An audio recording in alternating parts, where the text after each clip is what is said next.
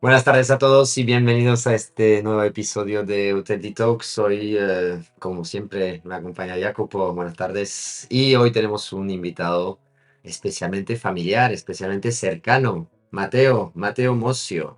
Hay sangre aquí hoy, hay mucha mente junta, hay muchos vínculos y vamos a hablar de cosas brutales. Filosofía, por supuesto. Investigación, también un poco de turismo, porque os conocemos y queréis escuchar cosas de turismo, pero sobre todo filosofía, ¿no? Qué bonito, ¿eh? Bueno, Mateo, bienvenido. Gracias. Para mí Encantado de estar aquí. claro, para mí particularmente un honor y un placer tenerte aquí porque ya internamente tú y yo tenemos algunas veces cuando nos encontramos estos tipos de conversaciones y siempre he pensado que era el momento de llevarlo al mundo de los hoteles y sobre todo hacer esta conexión única, porque creo que vamos a hacer una conexión única en dos mundos que aún no se han tocado, ¿no? Sí que si te parece, te empezamos a llamar Teo, ¿no? Perfecto. Como apodo. Y bueno, contame un poquito, ¿no? ¿Quién eres, no? ¿Quién eres tú en la filosofía? Nosotros tenemos tu biografía, pero me gustaría que te presentara un poquito, ¿no? Bien, bien. Entonces, yo estudié filosofía y vivo en Francia, vivo en París y soy director de investigación en el Centro Nacional de Investigación Científica de Francia, que es CNRS. el CNRS. Los CNRS. Es el, Para hay, los oyentes franceses que sientan que estamos aquí sí, representando. sí, hay una parte francesa aquí, sí. Y entonces es como una universidad, con la diferencia que solo se hace investigación, entonces no doy muchas clases y lo que se supone que hago es esencialmente investigar. Y tengo un puesto que es un equivalente de lo que en España se llama ser un catedrático. Más o menos. Entonces ya bastante viejo. Entonces, Claro. pues, estoy- Nosotros decimos con experiencia. con experiencia. Sabio, con mucha, es muy sabio. Muy sabio, muy sabio. Filósofo y sabio. Esto, empezamos bien. Claro. Estamos sentando bases catedráticas. Claro, los Sen- invitados ya cogen nivel, sen- sin nada quitar a los antiguos, que han venido anteriormente. Mateo, dos números, dos libros publicados, varios artículos en revistas científicas, más de 100 conferencias en todo el mundo, menos en un sitio, ¿no? Lo que me comentaste en África, no. No, ¿No fuiste? Entonces, en Turín tampoco. en tu ciudad natal nunca tuviste que dar una. Nunca me han invitado. 100 has dado y ninguna en tu ciudad. No. Y ninguna en italiano. Tampoco. Sí, la única en mi idioma natal, cero. Son Nada. los otros, pero muchas en español, francés, inglés, pero nunca en italiano. Bueno. Espero, pues, una ocasión. Bueno, así lo pones en la lista de pendientes, ¿no? Exactamente. Claro. Aparte- ¿Y África? ¿Por qué no se ha dado? ¿Porque no tenéis vínculo? Porque el vínculo de Francia con Ahí África es muy existe, grande. es que por ahora hay una simetría bastante fuerte en términos de centro de investigación. La mayoría están en Europa, Estados Unidos, en Asia, y por ahora hay menos en África. Hay un poco en África del Sur y unos en Argelia o Marruecos, pero hay menos. Y en el ámbito en que trabajo yo hay muy pocos, así que nunca tuve la ocasión para ir a África. Pero ahí también espero una ocasión para ir. Claro. A lo mejor este podcast te va a ayudar. Porque Exactamente. este podcast crea oportunidades para todo el mundo. Total. Así que tú ya la encontraste, nosotros esperamos aprovecharnos de ti de alguna forma durante el podcast. Lo normal es que nazca al menos un negocio y algún viaje salga adelante Claro. de cada uno de los episodios. Claro. Perfecto. Para terminar de describirte, amante del esquí, tú y toda tu familia, grandes esquiadores, ¿no? En las montañas, en los Alpes, tenista, has hecho conservatorio, tiene una afinidad enorme con la música, hablaremos de esto en el podcast. Familia numerosa, tienes 3 maravillosos hijos que te siguen también en tus viajes. Para empezar, ¿no? Empezamos a enfocarnos en el podcast. ¿Qué es la filosofía para ti? ¿Qué significa? Empezamos con preguntas difíciles. Fácil. No, es fácil. ¿Cuánto tiempo tengo? Filosofía es una actividad humana, como hay mucho. Hay la gente hace ciencia, hace literatura, hace arte. En mi opinión, filosofía es una manera, es un tipo de actividad intelectual, fundamentalmente, bastante específica, que significa, usualmente se dice, es hacerse preguntas sobre nosotros, sobre el sentido de la vida, sentido de la naturaleza, etcétera. Es así, pero si tuviera que especificar un poco, diría que es también una manera de un ejercicio de la razón. comparado con otro tipo de actividad como arte, que es más la intuición, o etcétera, la filosofía es mucho razonar, utilizar la inteligencia para articular razonamientos que puedan convencer a otro y en ese sentido se opone un poco a discursos que sean un poco claros o que intenten convencer sin argumentos. Fundamentalmente es lo que a mí me gusta también, creo que tengo una cierta capacidad para hacer esto, es por esto que hice esto en lugar de ser que sea pianista, porque tiene esta característica, es a razonar, intentar limpiar y articular conceptos para que sean claros, porque cuando escribimos algo, se explicamos qué es esto, qué es esta otra cosa, creo que haremos muchos ejemplos. El filósofa es alguien que intenta ser claro y detallado.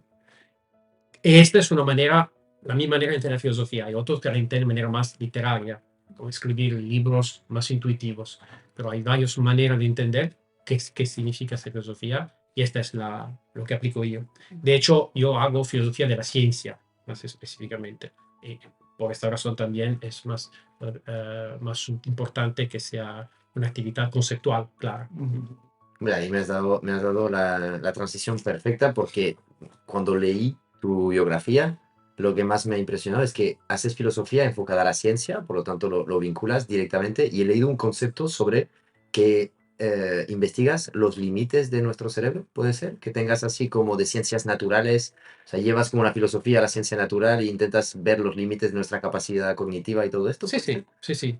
Se entiende la cognición. Hay una disciplina científica que se llama ciencia cognitiva, que estudia la manera en que el cerebro, la mente funciona. Y si se estudia de manera científica, bueno, con las herramientas de la ciencia, bueno, parte de la cuestión es cómo se estudia, cuáles son las preguntas pertinentes. Entonces, hay una parte conceptual que es previa y que acompaña a la ciencia experimental y efectivamente es parte de lo que hago porque a mí me interesa la filosofía de la ciencia de la vida específicamente y hay una conexión muy fuerte entre la vida y la mente. Usualmente son los seres vivos que tienen una mente. Entonces, las dos cosas van bastante juntas y me interesan ambas. Madre mía, no sé cómo vas tú, Jacopo. Yo ahora me ha hecho el celo un poco de explosión. Estoy entre ilusionado y preocupado para cómo puede ir esta conversación, porque ya me ha matado con este concepto, pero no pasa nada.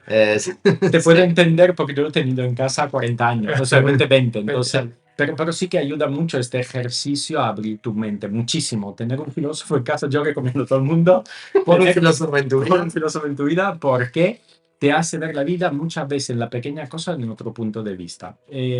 Solo para terminar de saber con quién estamos, ¿no?, hablando hoy, creo que puede ayudar. Muchas gracias por esta introducción muy clara que has hecho. De hecho, todo lo que tú has dicho lo necesitamos en los hoteles. Yo lo digo ahora mismo porque todo lo que tú acabas de decir, la claridad de los mensajes, pensar, o sea, son todos argumentos básicos que a nosotros nos ayudaría muchísimo cuando hablamos de un desarrollo sano, ¿no?, y genuino de nuestro sector. Pero tú puedes contar un poquito ahora mismo a qué te estás dedicando, por ejemplo, o sea, cuál es tu último proyecto, porque me lo contaste y me pareció muy interesante y que lo podemos conectar también a nuestro discurso de podcast. Pero yo trabajo entonces en filosofía de ciencia de la vida y fundamentalmente el tipo de preguntas que hago son qué es un ser vivo, cómo se puede describir la vida en términos, decimos, científicos, para distinguir un ser vivo de otra entidad de la naturaleza que no es viva, o, quizá más interesante, respecto a las máquinas. En la historia del pensamiento humano, Creo que ya he entendido por dónde va. me gusta, me gusta. esta analogía se utilizó muchísimo. El ser vivo son como máquinas y la tenemos que estudiar como máquinas. Yo tengo la visión opuesta y entonces la idea es qué tipo de conceptos, qué tipo de idea tenemos que desarrollar para entender qué significa ser vivo, una entidad natural, cómo podemos determinar que es viva, eh, por posición a, por ejemplo, la máquinas, los artefactos que podemos producir, que son hechos algo producido por los seres vivos. Y ahora yo tengo varios becarios, porque soy sabio, y entonces tengo becarios y estamos trabajando, por ejemplo, hoy día sobre qué significa que la vida produce información. La idea que tengo, que es la idea de información, que el entorno tenga sentido para ti, es una cosa que emerge con la vida. es la vida que produce sentido. Y tengo otro becario, por ejemplo, que trabaja sobre la idea de significación.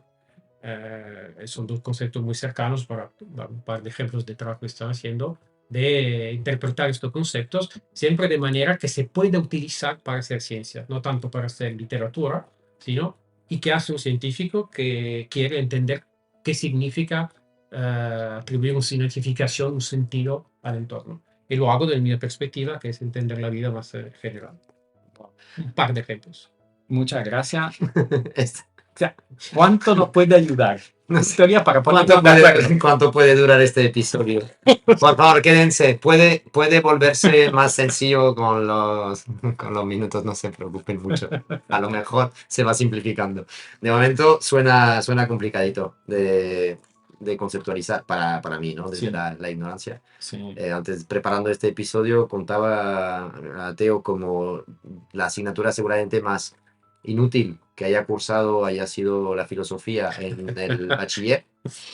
No por nada, no por falta de interés, sino primero por el momento. Yo creo que no es edad idónea, no, 16, 15, 16 años para meterse en esto. Y sobre todo por el mal profesor que he tenido, por desgracia. Muy importante. Estuve 2 años literalmente sin entender lo que intentaba decir y me ha dado la sensación de que no hacía ningún esfuerzo para que lo entendiera. Así que espero que hoy hagas un pequeño esfuerzo para ayudarme a reconciliarme un poquito. Va a ser, lo conseguiré, lo hago lo que puedo. Al final del día te gustará la filosofía, seguro, seguro. Sí, porque justo es algo que quería ver, ¿no? En tu trayectoria que yo he vivido en primera persona y nosotros lo hablamos, es uno de los argumentos un poco clave que tenemos, que es el enamoramiento hacia el sector hotelero, ¿no? Cuándo y cómo tiene que venir, cuáles son los factores, ¿no? Que pueden llegar a hacerte sentir que tú quieras trabajar en hotel, que lo ames esta profesión. Eh, en la filosofía, tú cuando te enamoraste de la filosofía, ¿cómo te enamoraste de ello? ¿No? ¿Fue por una persona? ¿Fue porque la forma de utilizar la razón te cautivó? ¿Cuál ha sido el momento, si te acuerdas de ello? Como eres muy sabio. De hecho, hace muchos años me enamoré de la filosofía en el high school, exactamente en el mismo momento. Una parte de la razón es que el profesor que tuve yo fue muy, muy bueno. Yo me enamoré de la persona inicialmente, del tipo que sabía un montón de cosas y que te contaba un poco la filosofía, se hace filosofía de los filósofos, te cuentan qué dice Marx, qué dice Nietzsche, qué tal, tal, tal. Y nos contaba esta cosa de manera que se entendía por qué del pasado, de la historia del hombre, había gente que se había hecho preguntas de este tipo. Entonces le daba una orientación, lo ponía en algún lado en tu cabeza. Y por otro lado, claramente a mí me gustaba este tipo de cosas, me gustaban un poco la materia un poco abstractas, me gustaba muchísimo matemática, por ejemplo, también. Y la otra cosa es que al final quería hacer ese trabajo. Casi bastante temprano me dije, bueno, yo no quiero tener jefes, esto es seguro. Entonces, ¿qué puedo hacer? Y vi que los profesores no me parecía que tenía jefes de manera bastante clara. Bastante iluso, porque pero Y eso, pues, me interesa lo que cuenta, me interesa el contexto y entonces al final hesité un poco entre eso y matemática, creo. Pero al final elegí filosofía y la razón es un encuentro con alguien que te muestra la importancia, el interés de una cosa. Y entonces me enamoré de la disciplina, enamorarme de una persona.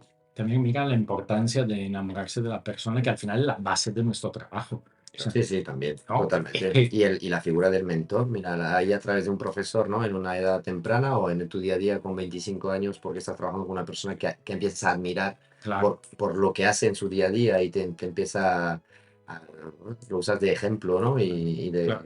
Y de modelo a seguir. Al final estos modelos te van en todos los trabajos, entiendo que será así, ¿no? Claro. Y la ironía es que ahora yo tengo que hacer eso con los jóvenes. Y te das cuenta de la responsabilidad, te pesa, No. te pesa la responsabilidad o ya lo tienes asimilado. Pesa, la tengo en la cabeza, sé que tengo una cierta responsabilidad. Son gente más, yo enseño en la universidad, así que es gente más un poco avanzada que ya tomó un poco sus decisiones un poco antes, pero sí, es bastante duro, es difícil encontrar una plaza, hay muchísima selección, porque hay muy poca plaza en la universidad. Y entonces, claro, ahora yo estoy en la posición de alguien que tiene que motivar, explicar por qué se tiene que trabajar tanto, por qué hasta que no tenga un puesto el concepto de fin de semana es muy virtual, etcétera, etcétera. Entonces, sí, ahora intento utilizar también ejemplo de mis profesores buenos en el pasado para un poco hacerlo yo de manera útil e interesante porque tengo bastantes, no casi 10 personas. Entonces, sí. Mira que más hablas, o sea, más cuentas, porque cierta cosa yo no la había hablado contigo. Hay algo que no sabes de mí todavía. Sí, sí, tienes muchas, Unas poquitas cosas. muchas, sobre todo en esta parte de tu vida. Pero más me estoy dando cuenta que donde queremos llevar el podcast, que es por primera vez en la historia de los podcasts, unir dos disciplinas que parece que nunca se han hablado, que es la filosofía y los hoteles, el turismo, más hablas y más te necesitamos. Y más se parece lo que estás contando a lo que hacemos todos los días. Lo que intentamos hacer todos los días. Entonces, Totalmente. ¿no, Fabi? Porque no hemos hablado cuando preparan un podcast, es decir, cómo combinamos filosofía y hoteles, pero Dios mío, o sea, me parece casi necesario escuchándote con lo que estás diciendo. Lo siento, pero ya tengo un empleo. No sé si es Y, y el estilo de vida y el nivel de vida en el CNRS me parece que no son los mismos los sueldos que se ofrecen en el turismo en Europa, ¿eh? Bueno, eso es un tema interesante. No, creo que depende un poco de los países. Yo tengo un sueldo más que suficiente por todo lo que quiero hacer. Habría podido ganar más haciendo otra cosa. Porque eso, no sé cuántos años estudié después del bachillerato, pero la ventaja es que tengo una libertad casi total. Entonces, eso, en el razonamiento que hice para qué tipo de carrera hacer, y yo tenía esta exigencia muy fuerte de que no haya gente que me diga ahora hace esto, ahora hace otro. Mi psicología es hecha así. Entonces hay como un trade-off entre el sueldo que obtengo, que es perfecto, y el grado de libertad que me permite, especialmente CNRS, porque ni siquiera tengo que dar clases. Así que puedo. Sí, al no ser, al no tener Exactamente. tanta enseñanza, claro, es Claro. solo investigación, Exactamente. eres completamente flexible. Pues sí, sí, ¿Y sí. qué exigencia de resultado? Porque eso es una cosa que nosotros tenemos muy presente en el día a día de los hoteles, que es la inmediatez, ¿no? Al producir el servicio en el mismo momento que se consume, tenemos una realidad que es muy única, ¿no? En el sector terciario en general, que es ahora y en este momento tengo que hacerlo perfecto. Ujú. No es como una línea de producción o un proceso de investigación o una obra de arte, ¿no? Que tienes tiempo para... Sí, Es más como un performance 24 horas al día, en nuestro caso, ¿no? sí, Cada sí, sí. interacción tiene que ser impecable. Entonces, ¿cómo tú en tu investigación, qué flexibilidad de verdad tienes y cuál es la presión? ¿Cómo nace? O sea, ¿cómo os metéis presión? No lo sé.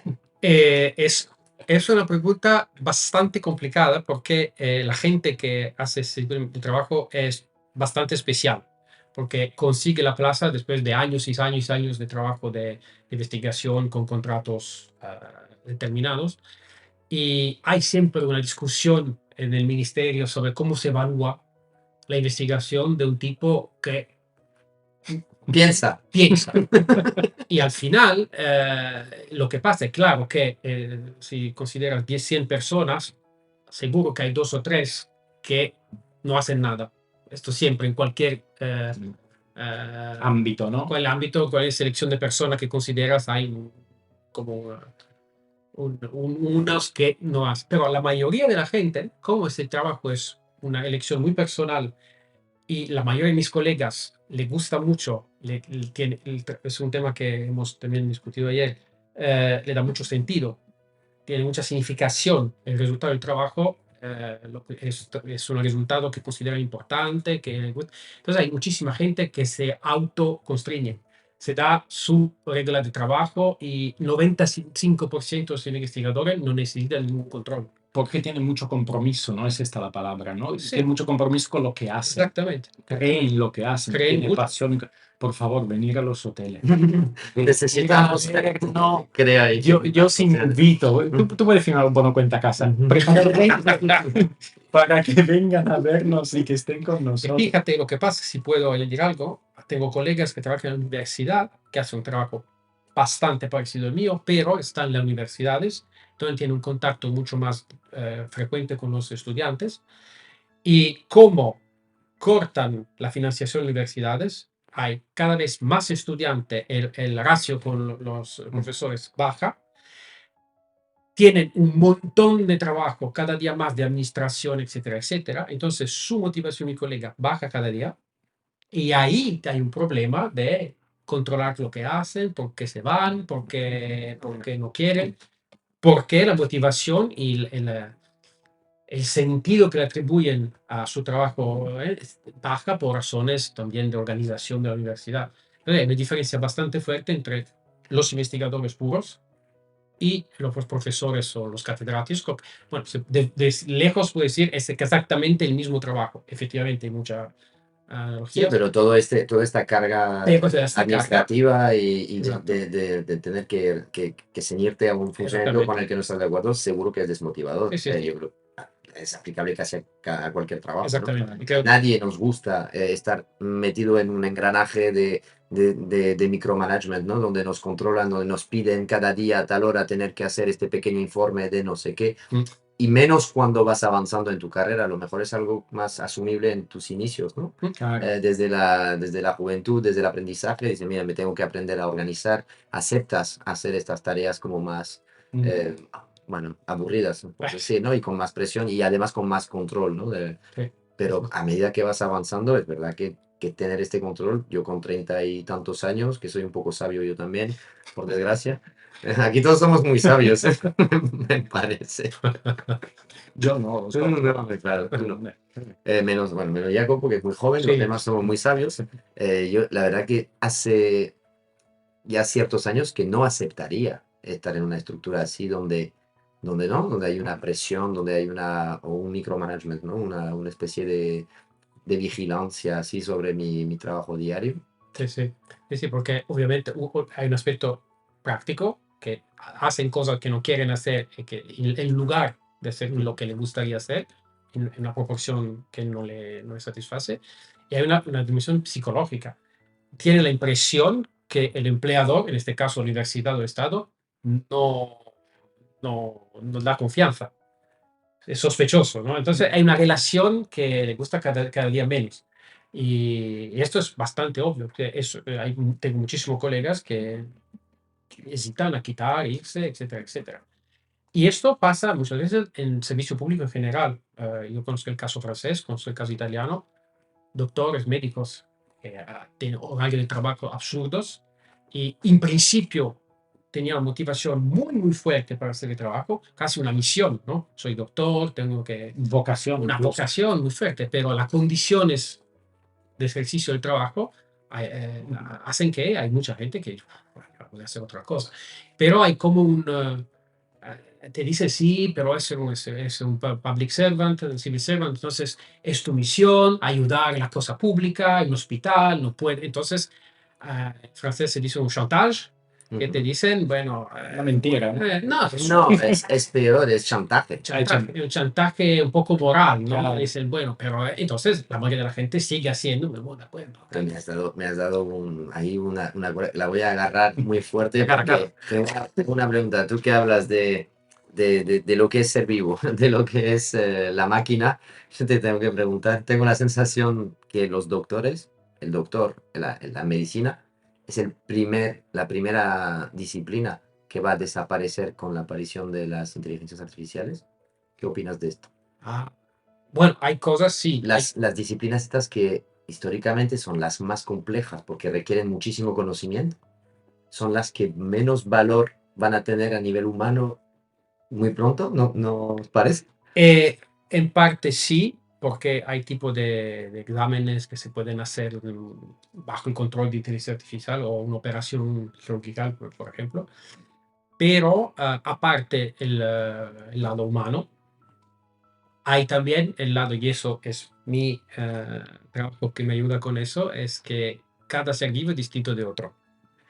Y eso es un problema que medicina tiene, porque si le das una medicina para curar algo, bueno, de 100 personas, 70 va a tener un cierto efecto, 25 otro efecto y 5 otro efecto. Y eso solo la, la experiencia de la persona, del doctor, que tiene una interacción individual y habla y cuenta y conoce la historia personal, etcétera, etcétera, puede distinguir entre los casos personales. Entonces sí, sí, sí, mucho. Hay mucha capacidad que viene de tu experiencia y tu intuición de la persona. Y sobre todo la idea que ya sabes que de toda forma ninguna solución se aplica de la misma manera a 10 personas distintas. Razón por la cual la medicina tiene un problema se dice, de variabilidad. Se intenta hacer cosas y va a funcionar más o menos en función de la persona. Conozco bastante la investigación sobre el cáncer, por ejemplo.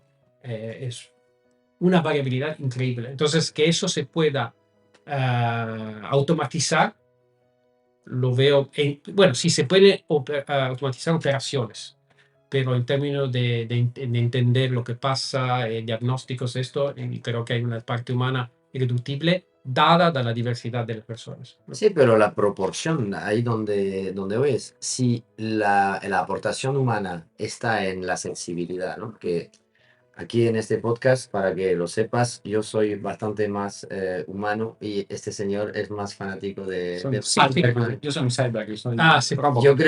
Yo creo muchísimo en que el futuro de nuestro sector está más vinculado a lo humano que a lo artificial, ¿no?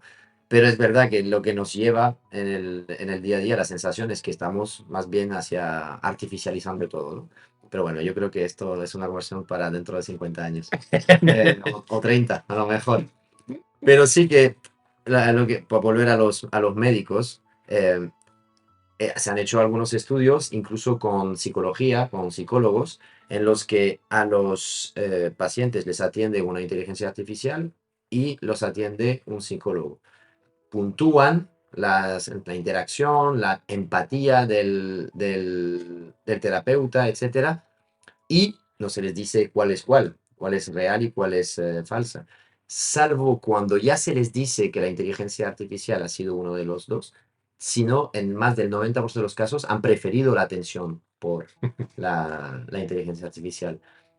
Sí, seguirá habiendo estudios en este sentido, y yo creo que es como muy gráfico de que hay una gran parte de lo artificial que no nos gusta, que es la idea de lo artificial, y ahí aprovecho que eres filósofo para ver si esta reflexión, que es muy personal mía, no está basada en absolutamente nada, pero que es un poco el sentir que tengo estos últimos meses que se habla tanto de este tema, es como lo que nos preocupa no es el hecho de que vaya a evolucionar, es el miedo a lo desconocido, es no entender, es no saber, es sentirte de vuelta como un niño de 5 años con una consola que no sabes utilizar, etcétera, etcétera. Como que no es la transformación el problema es el miedo al mañana, a qué voy a hacer yo si esto lo hace todo, ¿no? Sí, sí, estoy bastante de acuerdo contigo. Yo, de hecho, no estoy contra la inteligencia artificial o el progreso tecnológico.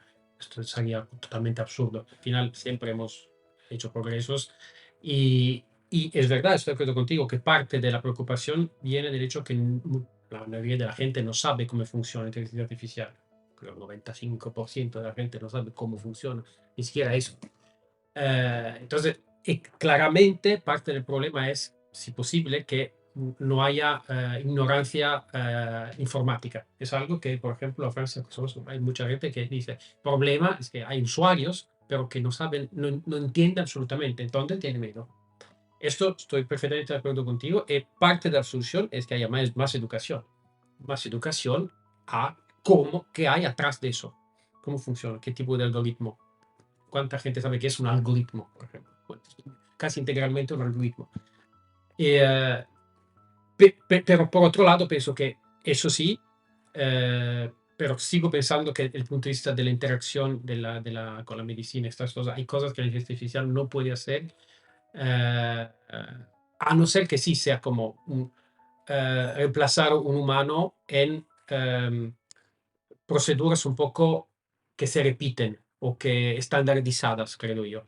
Pues mira, hay una cosa, justo hablas de las cosas estandarizadas, y yo creo que esta parte la tenemos muy asumida, que la podemos hacer con la inteligencia artificial, pero yo la experiencia que tengo estos últimos meses, que estoy empezando a juguetear, y me imagino que todo el mundo está igual, ¿no?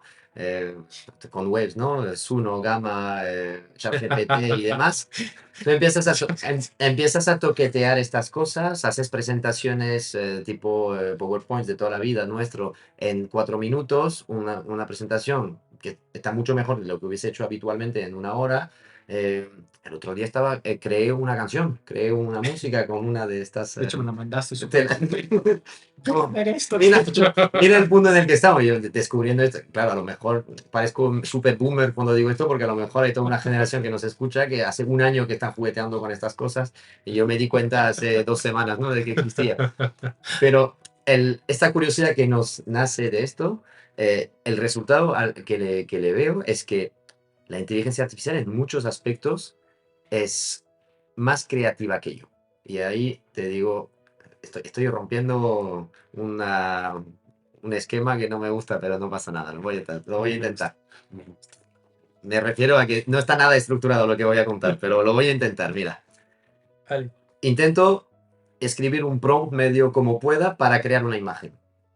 La inteligencia artificial no me crea una, me crea 4, 5, 6 y me puede crear 200. Yo he intentado serlo bastante específico en mi prompt para que entienda lo que yo tenía en mi mente. Pero la realidad es que yo no soy lo bastante literario o bueno escribiendo prompt como para que mi creatividad se pueda plasmar en un mensaje. No obstante, el prompt es malísimo y la inteligencia artificial intenta entender lo que puede y lo rellena con un nivel de creatividad y de posibles, ¿no? De opciones tan infinitas que ella tiene de referencia que me planta 100 imágenes con un prompt malísimo. Si yo te doy a ti este prompt y te pido que lo crees como persona, como ser vivo, pensante y demás, si consigues hacer 4 ideas diferentes, va a ser un milagro. Y ella hace 100. Y eso me hace sentir muy poco creativo para una máquina.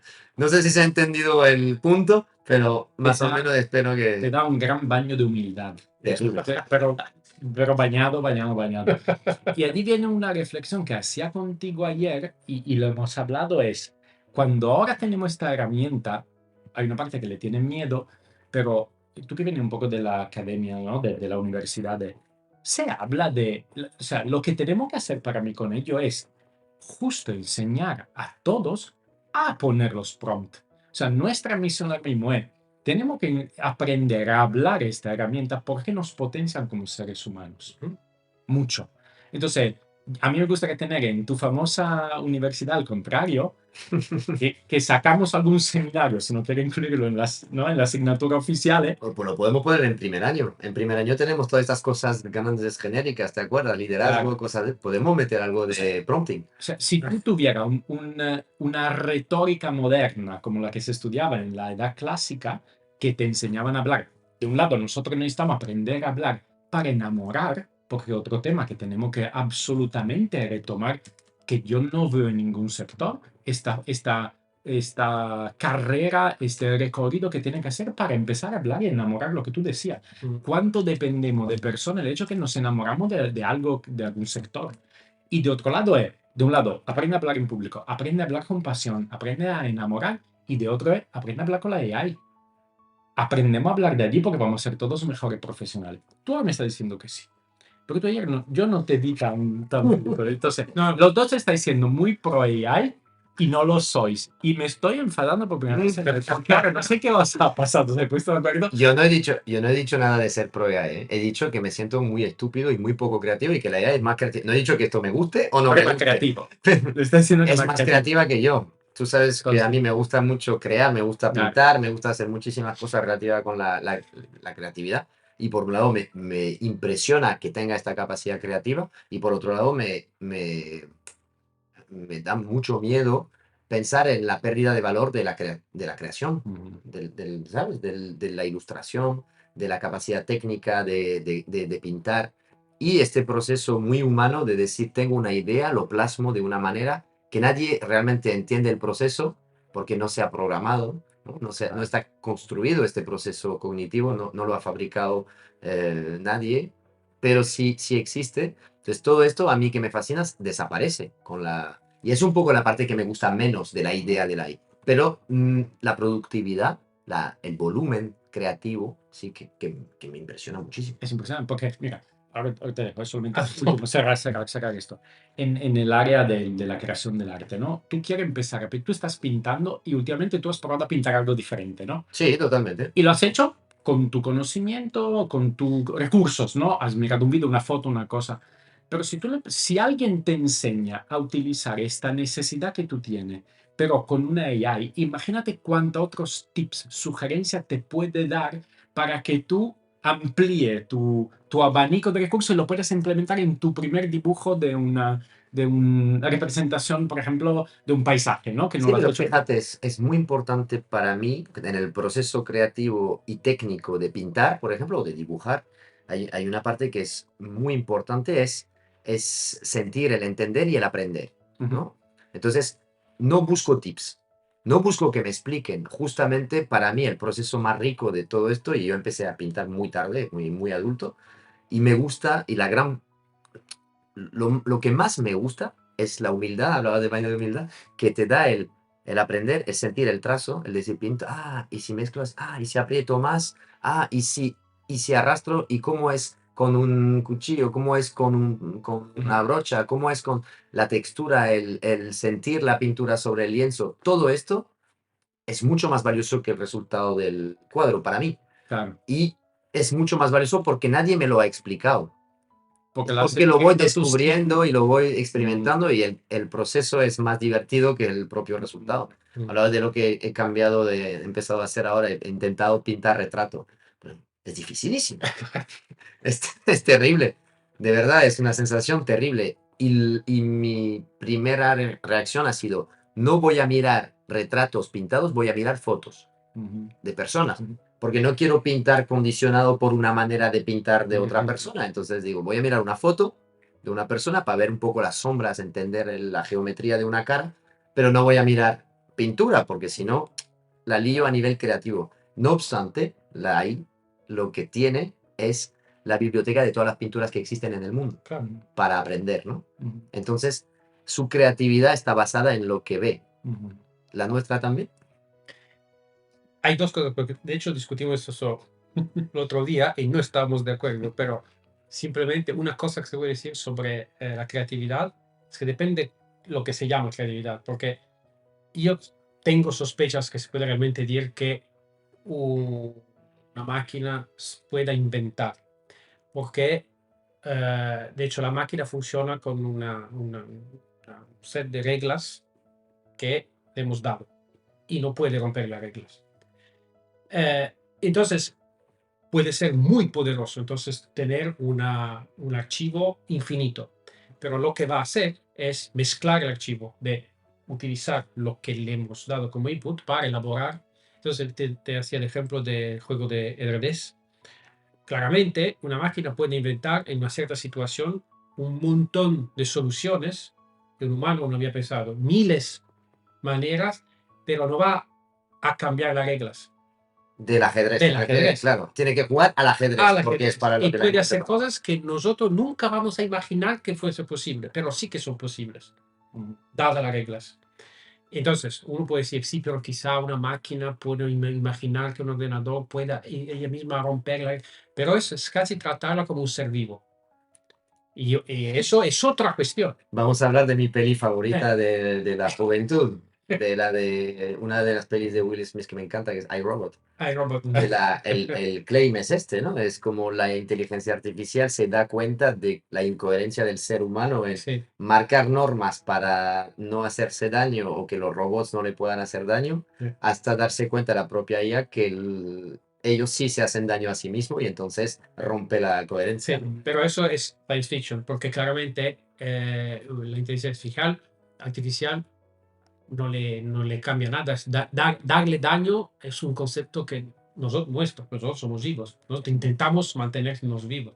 Una máquina no intenta mantenerse viva. Entonces el concepto de daño, entonces no tiene un valor, no tiene una relación al externo, que es importante o no importante. Esto es algo que tú generas, te decía de la tesis sobre el doctorado sobre significación que estoy dirigiendo, bueno, eso es, para que la cosa tenga sentido, yo tengo que tener una cierta relación, una cierta manera de ser y una cierta relación con el entorno. Y yo, pues estamos de acuerdo sobre eso, que una máquina tenga una opinión, en el sentido que o un punto de vista, entonces produzca arte, en el sentido que tú le estabas dando, a mí no me parece una cosa muy real, a no ser que intentemos fabricar un ser vivo. Pero esto es otra cuestión, completamente otra cuestión. Eso es un servicio. Y si es un instrumento, y estoy de acuerdo contigo, puede ser utilizado para un montón de cosas, pero es un medio, no Claro. un fin en sí mismo. Una máquina no quiere hacer arte. Hace arte si yo le digo, por favor, produzme algo. Claro. Acabas de tirar a la basura mis últimas 3 semanas de mi tiempo libre. Por eso lo quiero mucho. Porque yo le estoy preguntando reflexiones. mi reflexiones que no sé hacer, entonces le pregunto a la AI. Y le estoy diciendo desde hace 3 semanas o más, ¿me revolucionas por favor el mundo hotelero? ¿Por qué? Porque lo que tú dices es que no podemos inventar algo más, no tiene esta capacidad, porque solo, claro, uno de los argumentos que hablamos aquí constantemente es que el actual mundo de los hoteles en concreto es arcaico, Ujú. primitivo, antiguo, nos aburre. Nos aburre. Hacemos de todo para divertirnos, pero al Tenemos que final la no idea cuesta. original. Y aquí nos tienes, hablando de filosofía, para divertirnos. Para divertirnos. Entonces, Entonces, claro, hermano, me temo que la idea original tiene que venir de ti, no de esta es la cuestión. O sea, sea, temo yo, pero claro, entonces, sí, ¿no? Según un filósofo, o sea, el futuro de los hostelería está en nuestras manos. está en vuestro cerebro, sí. O sea, qué pena, porque yo estaba allí pidiéndole sugerencias y me dio Y yo mucha estaba haciendo los papeles para la jubilación ya. Así que bueno, me lo pensaré mejor. Claro. No quiero cambiar de tema de Vale. ella sin haberle, Ok. sin haberle hecho, porque Vale. me ha encantado lo que ha dicho de todo depende de que tú se lo pidas. No te voy a pedir que nos expliques tu tesis sobre la vida, la esencia de la vida y el ser, que es un ser vivo tampoco, pero tiene mucho, me parece ahora escuchándote que tiene mucho que ver. Sí. Y como soy aprendiz a filósofo desde hoy, pues voy a atreverme a hacerte una pregunta para profundizar la Uy. filosofía. Ok. ¿El hecho de tener capacidad para tener el deseo de fabricar algo nos hace vivo? ¿Nos hace ser vivo? Sí, porque, bueno, mi versión, obviamente hay muchos filósofos que piensan que los seres vivos son máquinas. Esto es muy clásico. Descartes pensaba exactamente eso. Entonces se puede estudiar de la misma manera un humano y un ordenador, fundamentalmente. En mi opinión, lo que nos caracteriza es que nosotros somos sistemas que primero tienen que mantenerse vivos. Primero tienes que hacer cosas para seguir existiendo. Entonces tú tienes una relación muy especial con tus acciones, porque son muy importantes. No es todo igual, que se hace una cosa, otra, una máquina puede hacer una cosa u otra cosa. Para ella es igual, que sea bien hecho o mal hecho, depende de tu ingeniero que le has dado una tarea. Al revés, tus acciones, o cualquier ser vivo, tu acción tiene una relación muy fuerte con tu condiciones de existencia. Tú sigues viviendo si actúas de una cierta manera. Cualquier ser vivo, estoy hablando de una bacteria, de un árbol, cualquier cosa. Entonces, dada tu naturaleza muy especial, hay una relación entre hacer y ser. Solo haciendo ciertas cosas sigo viviendo. No dependo dependo de muchos factores, pero tengo que comer, tengo que cuidarme, tengo que escapar a un predador, todas estas cosas. Entonces, en mi opinión, en esta relación muy especial, hay la raíz fundamental del que el mundo tiene sentido, porque las cosas que tú hagas una cosa u otra, o que fueras, la situación sea tal o tal, hace una diferencia. No es igual. Eso bien, eso mal. Mal con respecto a qué? A que tengo que vivir. Y eso solo se aplica a ti y a los seres vivos, no a la máquina. Entonces hay una relación, obviamente eso significa que esto te explica por qué pintamos. Pero es la base, producimos sentido, significación. La cosa tiene importancia, dado nuestra naturaleza. Y ahí en esta naturaleza es donde tú colocas la parte de la motivación, que antes hablaba esta de la motivación Sí, fundamental por el propósito, ¿no? sí, sí, sí, Hablaba de este propósito de aportar al mundo de un médico, ¿no? Hablaba de sí, vocación y todo sí, eso. sí, Ahí, en este tipo sí, sí, de sí. relación con uno mismo, es donde colocas esto, ¿no? Obviamente el humano es más sofisticado que una bacteria. La bacteria no tiene una motivación, pero tiene que hacer cosas de una cierta manera. No puede hacer cualquier cosa. Tiene una relación normativa con esto bien, esto con la mal. supervivencia en sí de uno Claro, mismo. obviamente no razona, pero y el humano es Obviamente no razona, o sí. yo diría que no razona, No, no te voy a llevar a ese pero terreno. claramente actúa. No solo está, actúa, hace cosas. Y el humano es, obviamente, es mucho más sofisticado, entonces no se puede hablar de la misma manera de una bacteria o de un humano, en particular porque el humano es social, entonces ha construido una sociedad. Entonces hay nuestros, ¿cómo se dice? Exigencias individuales, biológicas, etcétera, a las cuales se suman la exigencia de la sociedad, funciones sociales. La sociedad también tiene que sobrevivir. Por esto hay funciones, gente que hace cosas, se automantiene la sociedad, se mantiene solo si funciona bien. Entonces, nosotros somos insertados en una sociedad. Entonces, hay exigencias individuales que tienen que ser compatibles, a veces hay conflicto, con exigencias sociales. Tienes que hacer eso, no, no quiero, etcétera, etcétera. Pero la raíz, en mi opinión, es que todo eso es sobre vida. Si nosotros tuviéramos una naturaleza distinta, en mi opinión, todo eso no existiría. Por esto hay una continuidad entre vida, mente y sociedad, que se puede entender como un sistema que también intenta mantenerse en vida, en existencia. Hay gente que se dedica a estudiar la sociedad, no sé ¿Mm? cómo funciona la sociología. Sociología, ¿sí? Sociología, sí, Sociología estudia así, ¿no? Como sí, si fuera la sociedad. porque creamos instituciones sociales. Hay variantes, los occidentales lo hacen de una cierta manera. Sí, y tengo amigos que son antropólogos que estudian las sociedades brasileñas, por ejemplo, que funcionan de manera totalmente distinta. ¿Sociedades primitivas o Sí, más? primitiva. Bueno, no, el gobierno brasileño, Ah, más o menos como lo nuestro. No, las sociedades dichas como primitivas, la llamamos así, efectivamente, por ejemplo, en Amazonia, que funcionan de manera totalmente distinta.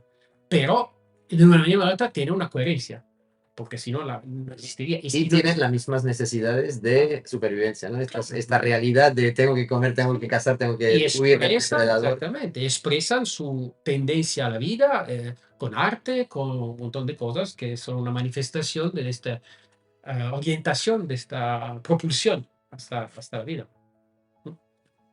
Ole. Precioso, ¿eh? ¿Ves? Que hay que preguntar. Sí, sí. Sabía yo que tenía que preguntar. Y aparte, a cualquier pregunta tenga, hay una respuesta que no te imaginas. Esto es lo bonito del podcast de hoy, ¿no? Creo que No estoy dando demasiadas respuestas porque usualmente se dice que la filosofía hace preguntas y no da respuestas. Usualmente, entonces, yo normalmente he hecho muchas preguntas sin tener respuesta hasta que te eso es un conocí. filósofo. Correcto. Pues si te parece, probamos a hacer un juego que yo le tengo muchísima Venga, ganas. vamos a tirarle. Es que esto es lo que yo estaba esperando. O sea, toda esta parte es súper interesante, bonita, Pero preciosa. Pero para ti te pilla como muy cómodo. Claro, esto todo es pan cotidiano. Vamos a hacer, como somos seres humanos y vivos, vamos a crear algo, ¿no? Que es tu disciplina, la filosofía, y vamos a meterla con la nuestra. Vamos a hacerla encontrar hoy en Hotel Detox, ¿no? Vamos a ver qué pasa o cómo podríamos hacer acercar esta disciplina a la nuestra. Yo voy a empezar la reflexión, porque solo la puedo empezar, no puedo continuarla, hasta que vosotros me idea por otra cosa. Entonces, yo voy a empezar, ¿qué es? Corrígeme si en mi discurso filosófico me equivoco.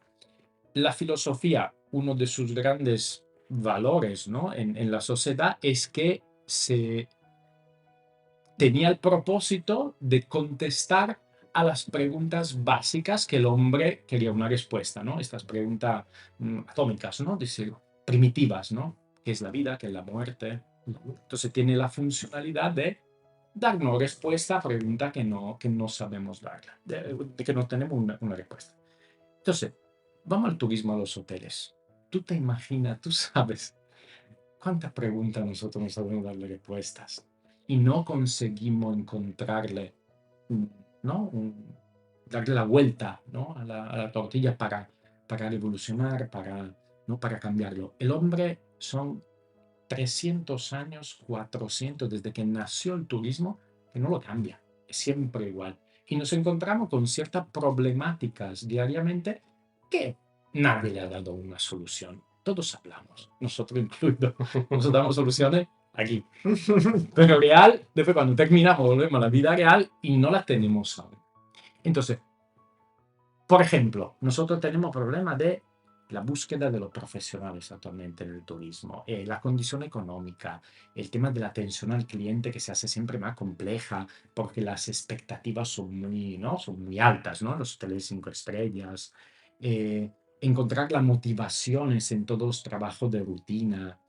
¿Hay una forma de que la filosofía, de forma académica o directamente dentro de hoteles, puede imaginarse como una disciplina realmente fuerte? Hoy en día se han incluido mindfulness, se han incluido el hecho de tener que hacer deporte, o sea, hay muchos inputs que vienen de fuera de hostelería que te ayudan a mejorar este rendimiento, a solucionar. ¿Tú cómo lo ves todo esto? ¿Podemos empezar a hacer caminar estas dos disciplinas que realmente se alimenten una de la otra? ¿Podemos ir a encontrar soluciones innovadoras, por ejemplo, en esto, gracias a lo que tú haces? Sí, hemos hablado, un poco hablado el otro día también de esta relación entre turismo como una actividad humana y filosofía. Y del punto de vista de la manera en que se organiza eh, la gestión turística, por ejemplo, en una estructura como un hotel, lo me, que me hace pensar es la manera, exactamente un poco la cuestión de la motivación y de las razones por las cuales las personas eligen un cierto trabajo más que otro.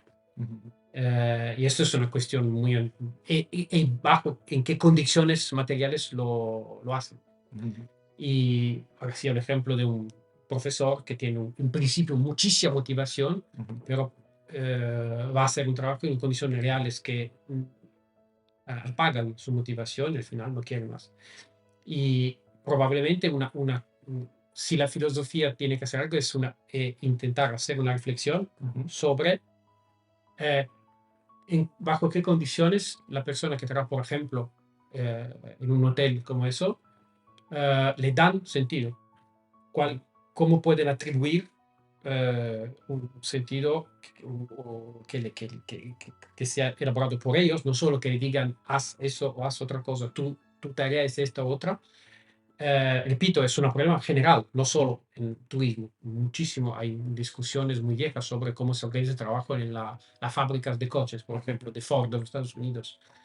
Y a mí, en mi opinión, esto es claramente una reflexión que la filosofía puede ser algo porque no es una reflexión individual, no es cómo yo busco motivación psicológica, sino cómo funciona este sistema social en que me encuentro a trabajar y por qué lo hago. No sé, me acuerdo muy bien, pero había alguien que decía, bueno, si una persona tiene que hacer un trabajo de ser contento, tener una cierta satisfacción, tiene que darse una respuesta que le convence. ¿Por qué lo hago? Y tiene que tener una respuesta que sea satisfactoria de un cierto punto de vista. Hay gente que hace un cierto trabajo porque quiere ser muy libre. No le interesa ganar mucho, pero quiere una cierta libertad. O quiere ganar mucho y está listo a sacrificar un poco de libertad. O porque le gusta muchísimo este trabajo, esta cosa que hace, etcétera, etcétera. Y esto es claramente merece, no creo que exista una reflexión conceptual sobre cómo funciona, de dónde puede salir la motivación de la gente. Y para dar un ejemplo, obviamente había por décadas la manera de producir coches, por ejemplo, en Estados Unidos era la sistema en cadena, ¿no?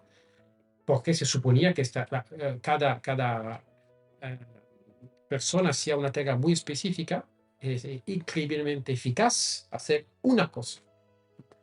Y esto Se vino abajo se vio porque totalmente abajo, desmotivados. porque era tratar a la gente como máquinas.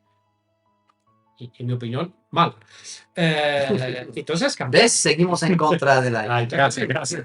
Creo que calentito con ese test. Salió una reflexión muy, muy complicada sobre esto no puede ser así. Ujú. Entonces, hay varias soluciones que se pensaron como una persona tiene que poder cambiar su función varias veces en carga laboral, necesariamente.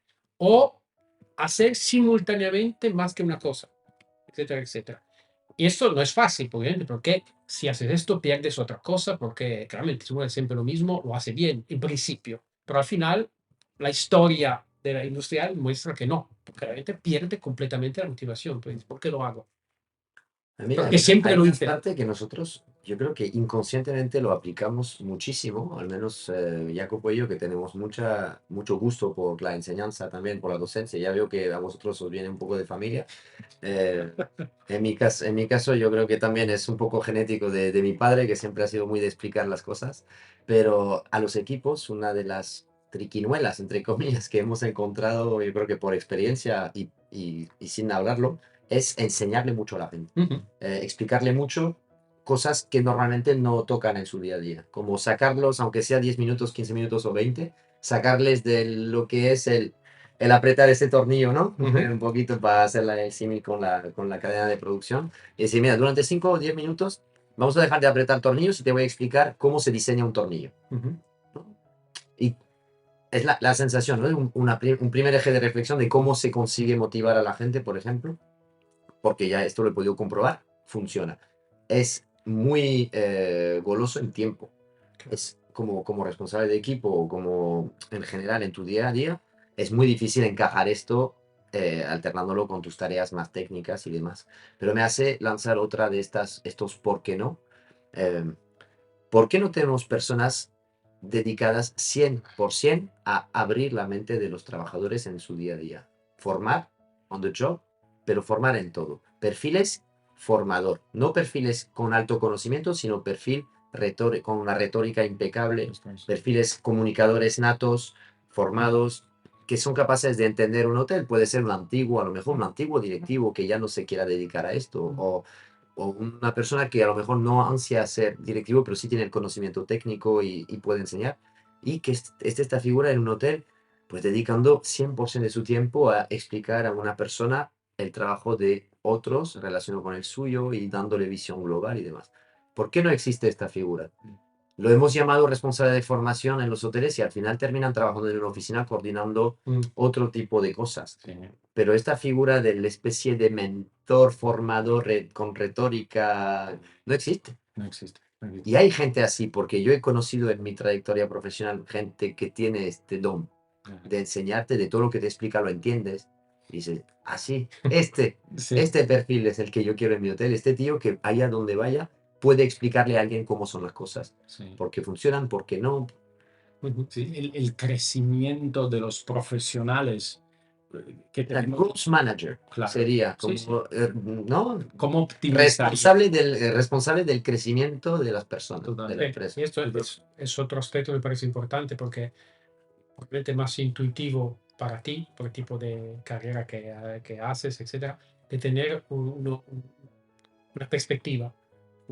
Lo hago ahora, estoy haciendo algo, quizá no me gusta mucho, pero tengo un plan, tengo una perspectiva futura. Es un paso para ir allá. Hemos discutido mucho el otro día también de que hay mucho tipo de trabajadores que por varias razones mm, tienen dificultad o no pueden o no saben orientar, situar lo que hacen en una cierta perspectiva. Y cuando no hay una perspectiva, te cae la motivación completamente, porque a no ser que te guste muchísimo lo que estás haciendo, puede ser, pero hay muy poca gente que está contenta de decir, bueno, entre hoy y cuando tengo 70 años, siempre voy a hacer lo mismo, más o menos. Es así, es muy complicado, pero es muy duro, psicológicamente es muy duro.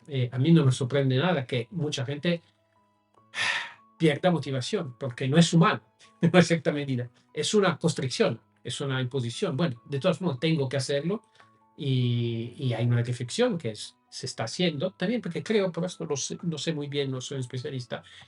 La sociología dice que la nueva generación tiene más, más claro que el tiempo es importante, el tiempo personal. Es algo que la generación que salía de la guerra no lo tenía muy claro. Yo creo que más en Sobrevivir ya Venezuela era... se siente, ¿eh? O sea, Sí, nosotros en el mundo de la empresa, a lo mejor tú como estás con perfiles sí, sí. mucho más avanzados, nosotros que también incorporamos personas muy jóvenes a los equipos, se siente ya.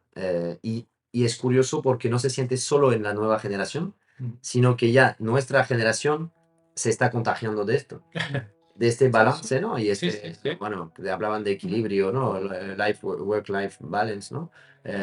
Pero es más, ya es hasta como, ha llegado como al siguiente nivel, que es, ya no es solo el equilibrio entre el tiempo que paso en el trabajo y el tiempo que paso en mi vida, sino incluso las horas que paso en el trabajo tienen que aportarme para el resto de mi vida. Sí, sí, sí. Entonces, como ya que, como que hay una toma de conciencia de que las 24 horas del día tienen que servir para algo, y aunque el trabajo sea un medio para un fin, tiene que Sí, ser un medio en el que no merme mi calidad de vida o no merme mi salud mental, no merme mi bienestar en general. Si me puede ofrecer perspectivas o cosas, pues mejor. Entonces, la verdad que está como que se está claro, redefiniendo completamente el concepto de trabajo. Claro. Sí, esto ¿por qué? clarísimo. Porque ya no Entonces, es una producción, ya no es un tema de producir, es no, un no, tema de producir y recibir a la vez, ¿no? Como claro. de que a mí mi trabajo me aporte algo, que si es mi principal motivación como trabajador, ya no estoy cambiando tiempo por dinero, Ujú, claro. como antiguamente, ya estoy cambiando tiempo por dinero y que tú me aportes algo que me valga la pena estar más contigo que con otro. Sí. Ya es casi una pareja, ya no es un trabajo. Pero Hay muchos sectores en que esto pasa. Yo lo sé, en Francia el ámbito de restaurantes tiene muchísimo problema en contratar a gente. Y también de servicio público, hospital, enfermeros, de esto, hay cada vez menos, porque trabajan como locos, el sueldo casi no sube, porque no son médicos, son... ¿Por qué? ¿Por qué tengo que trabajar 60 horas a la semana en condiciones muy difíciles? Entonces, en la nueva generación esto plantea una cuestión. Claro que habrá gente que, ¿cómo se dice? Pigra, sí, que no quiere trabajar. Pero habrá Sí, unos sí, sí, así, algunos es porque no quieren, pero pero es más general. sí, yo creo que sí, Es un yo creo que es desafío. una reflexión más profunda sí, de la sociedad en su conjunto. Eso es muy sí. interesante. Yo quiero preguntar otra cosita sobre lo que tú has comentado que me parece interesante y que no he entendido, que es, al principio cuando hablaste de la filosofía, ¿no? Como herramienta para tú convencer lo que trabaja en hoteles, por ejemplo, de lo que es el sentido, ¿cuál puede ser el utilizo realmente? ¿Cómo lo puede hacer? O sea, ¿cuál es la forma de pensar de la filosofía en sí misma? ¿Qué quiero decir?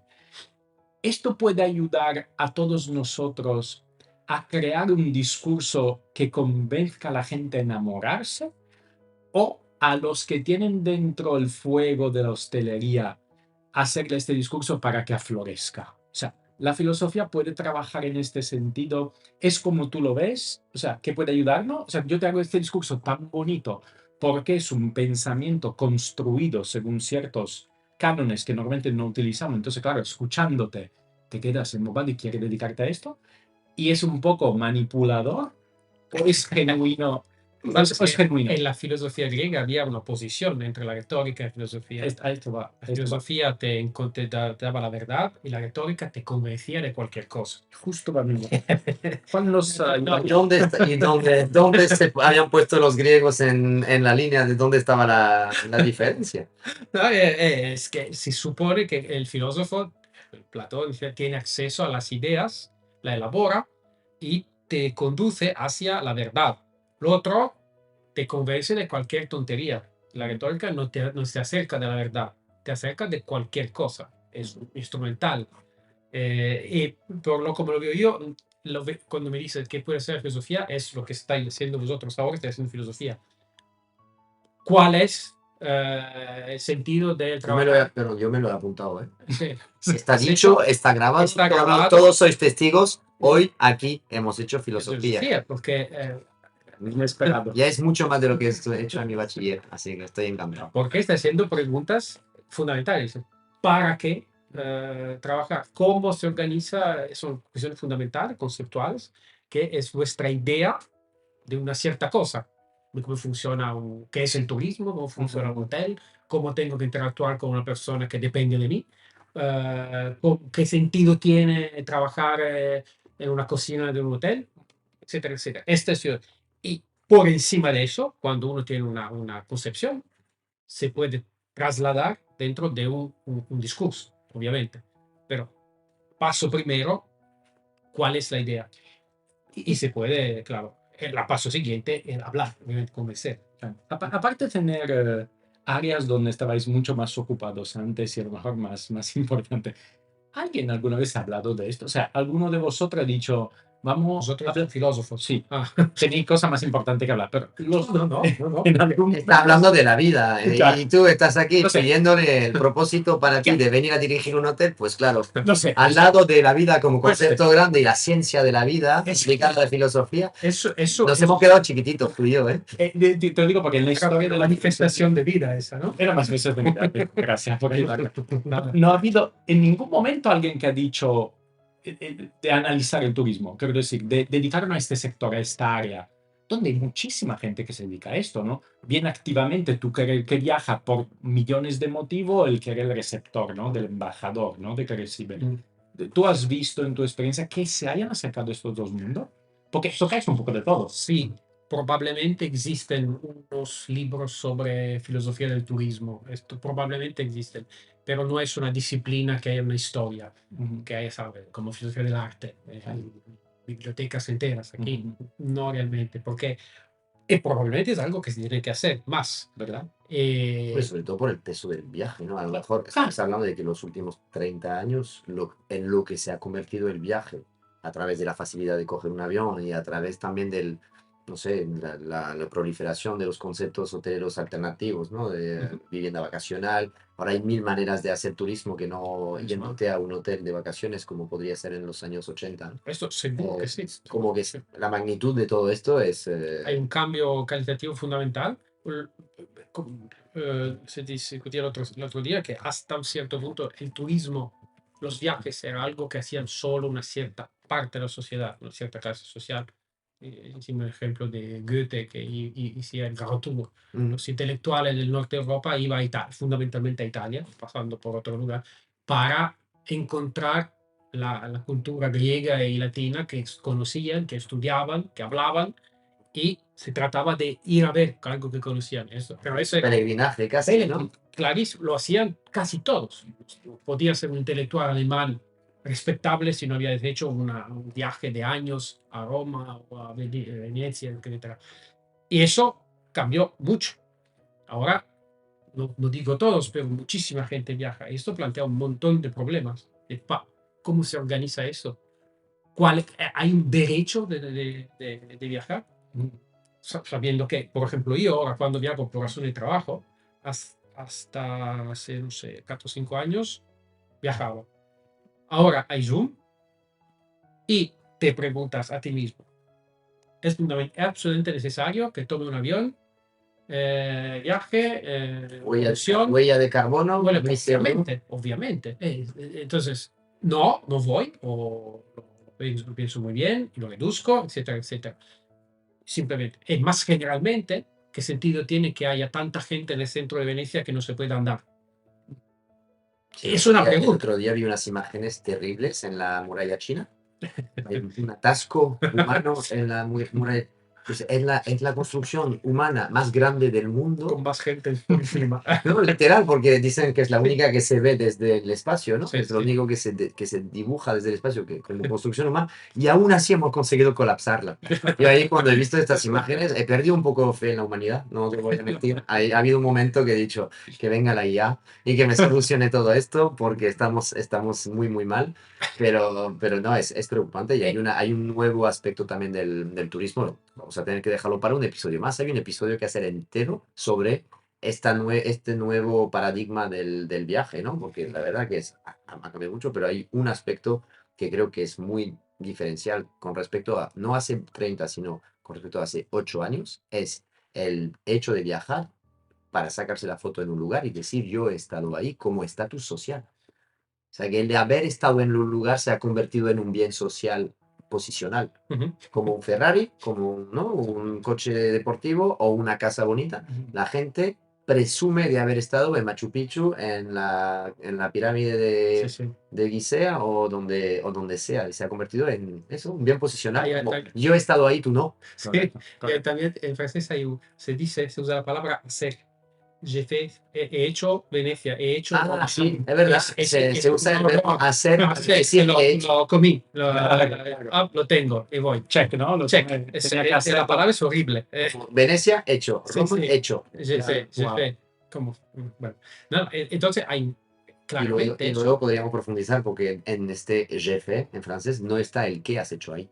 Está el No, he estado. sí, Pero significa claro, estado, pero a pero lo mejor han ido, se han sacado la foto en la Plaza San Marco, le han pedido a todo el mundo que se quitara de delante para poder sacarse la foto bonita. Claro. Y a continuación he dicho, yo he ido a Venecia. Y hay más motivos. Me encanta esto como próximo argumento de podcast, los motivos de viaje. Porque, por ejemplo, en París, yo vi tus hijos, creo, de hecho, que iban con la aplicación viajando para coger esta imagen de este artista que había hecho unos píxeles, imágenes en píxeles, para tú tenerlo en el móvil. es un juego. Sí. Es un juego que te hace viajar y entonces lo hacen para tú estar más alto en la clasificatoria realmente. Sí, exactamente. Y esto con también la aplicación esta de los Pokémon, que viaja por el mundo, porque en China del Sur hay un Pokémon dragón que si no tienes, entonces viaja solo allí. La razón es esa. Claro, imagínate. Y hemos empezado de una razón cultural, o sea, de Goethe, que viajaba por y ahora por un Pokémon. Exacto. Entonces, lo que decía Fabián es fundamental. ¿Para qué se viaja? Dada la situación del mundo, hay un derecho de viajar. Claro. ¿Cómo se arregla? Claro, ¿Cómo se totalmente. regula? Totalmente. Sí, Sí, porque... esto es filosofía. Ujú. Filosofía y que se puede traducir, por ejemplo, en reglas, por ejemplo, en decisiones políticas, etcétera, etcétera. Pero eso estoy perfectamente de acuerdo. El turismo de hoy no tiene nada que ver con el Goethe, que va a ver algo que conocía, que me he estudiado durante 20 años, que hablaba latín como Cicerone, y iba a ver algo que conocía. Aquí, con todo lo contrario, la gente ve cosas que no sabe. Claro. Entonces, las razones son distintas y la reflexión puede ser infinita. Claro, claro. Pues mira, nos has dado también motivo para hacer otros podcasts Sí. con argumentos pocos hablados, que es lo que nos gusta Pero mucho aquí. en cuanto vuestro libro Filosofía del Turismo va a salir, por favor, una copia autografada para De mí. hecho, vas a ser tú, si puedes escribirlo tú, porque... y si no podemos salir nosotros, Sí. te lo agradecemos de las fotos finales. Yo quería preguntarte una cosita, y un poquito más, no tanto a la filosofía, pero es tu visión de los hoteles. Tú has viajado muchísimo, por trabajo, por placer, estás acostumbrado a moverte mucho. ¿Qué opinas de nosotros de hoteles? ¿Qué es para ti? ¿Qué es un ¿Qué es hotel? un hotel? ¿Qué es un hotel para ti? ¿Cómo lo vive un hotel? O sea, vale cualquier respuesta, ¿eh? Pero, ¿qué es? Bueno, la respuesta simple que doy yo es un medio. Si me das una pregunta, no lo he pensado, pero si voy a no ser que esté trabajando, pero si voy a un lugar, voy a visitar un lugar. Quiero visitar el lugar. Entonces el hotel es como la casa, es la infraestructura. Me pone en comunicación con este lugar. Entonces, un hotel es un lugar donde estoy porque me permite visitar. A mí me gusta mucho visitar lugares por los cuales conozco un poco la historia, conozco, etcétera. Me interesa eso. Y si el hotel puede ayudarme en eso, mejor que yo baje y diga, bueno, me interesa y a mí me gusta eso. ¿Sabéis? Ayudarme con, no solo que haya un concierto de música, porque me gusta la música. Bueno, habría cosas de música dentro del hotel, pero también que la persona me diga, espera, si tú quieres saber qué tipo de música se hace así, ahí, allá. Que sea un poco de medio que me permita entrar en comunicación con el lugar, porque lo que quiero hacer es saber cómo vive la gente aquí. Por ejemplo, aquí, en Lanzarote. Entonces, eso es un poco la Es un medio. Sí, que pero es fundamental, porque tengo que estar por primero y puede también ayudarme en organizar. Yo siempre lo hago. Cuando estoy en una ciudad, no sé qué, voy bajo y digo, que no sea un paseo, que sea quiero visitar un museo, hay miles, igual. De personas a veces, gente que sabe y me dice, escucha, ahí hay cola de turistas, vete por ahí, mucho más interesante. Y, me ocurre varias veces de seguir la opinión de la persona y ha sido interesante. Que supongo que la persona es de ahí y sabe, entonces la persona del lugar, entonces Muy bien. En sí del producto en sí hay algo, porque esto es fantástico, ¿no? La conexión con el sitio y has tenido buena experiencia, ¿no? Por lo que dices, sí. normalmente obtienes, ¿no? Esta información. Sí. No sé si he preguntado cosas demasiado difíciles, pero Claro. sí. Me acuerdo que en Las Vegas, al hotel, lo que no sabía, no lo encontraba, pedí dónde estaban las primeras instalaciones de los migrantes. Y me miró así que usualmente Las Vegas es para ir a jugar estas cosas. Yo, el único de la ciudad que buscaba la instalación de los migrantes españoles. Y la persona miró y me dijo, ah, es eso. Me llamó un taxi, Te lo buscó. me lo buscó, lo encontró, porque yo no tenía duda. Entonces, parece que es, no sé. Y me ayudó, entonces yo organizó el trip y yo con mi mujer fuimos ahí, un poco organizado por el tío que está alucinando. Lo único que iba a quitar Y otra cosa curiosidad que tengo, y del hotel en sí, ¿hay algo que tú le prestas particular atención aparte de este punto? Creo que sí, la cama, los espacios, la comida, el confort, la decoración. ¿Hay algo que para tú viajar es algo imprescindible o te da igual? Bueno, es que me ocurrió estar en todo tipo de hotel. Así que obviamente hay ciertos hoteles que mira abajo de la... que no haya animales. Eso es el primero, pero supongo que aquí eso no es el problema fundamental. Sí, depende. ¿No? No, que sea adecuado a la exigencia. Que no que si tú te entiendan quién eres y que no te ofrezcan demasiado Ok, poco o demasiado, o que esté ahí para darte cosas que no has pedido. ok.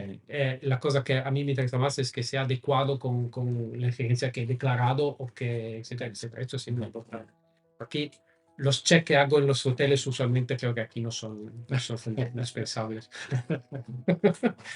Teo, vamos a ir terminando. Perfecto. De verdad, muchísimas gracias por todo. Gracias. Todavía no te dejo ir porque hay una pregunta, dos en realidad, que le hacemos a todos los invitados que vienen y se sientan aquí con nosotros, Ok, así que no te vas a escapar. bien. La primera es, ¿cuándo fue la última vez que perdiste el control? Hoy, haciendo surf, perdí completamente el control, me encontré o sea, en las olas sin saber dónde estaba el cielo y la tierra. Es la última vez que perdí totalmente el control, pero fue bastante agradable. Muy bien. Y la segunda pregunta es, ¿qué haces para estar mejor? Ahora, después de esto no me puedes decir surf. No, escucho mucha música. Música. Sí, cuando estoy cansado, enfadado, etcétera, paro y pongo la música que me gusta. Es música un poco viejita, pero la pongo y ahí, ¿Qué sueles escuchar? ¿Qué tipo de música?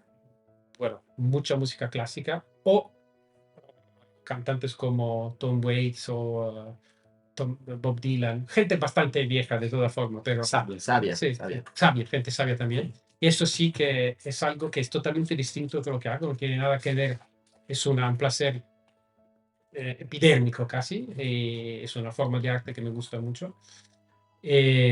Schopenhauer decía que la música es otro mundo. Le gustaba tanto la música que decía no es el mismo mundo, es otro mundo paralelo. Y cuando entra en la música, bueno, entras en otro mundo y puedes olvidar tus problemas de vida, escuchar una canción, un concierto, algo, y exactamente lo que pasa. ¿No? Teo, muchísimas gracias. No creo que consigamos mejorar a Schopenhauer, así que creo que nos despediremos con esto. De Gracias. verdad, ha sido alucinante, un placer. Hemos hecho filosofía. Jacopo, a vosotros os esperamos para el próximo episodio de Hotel Detox.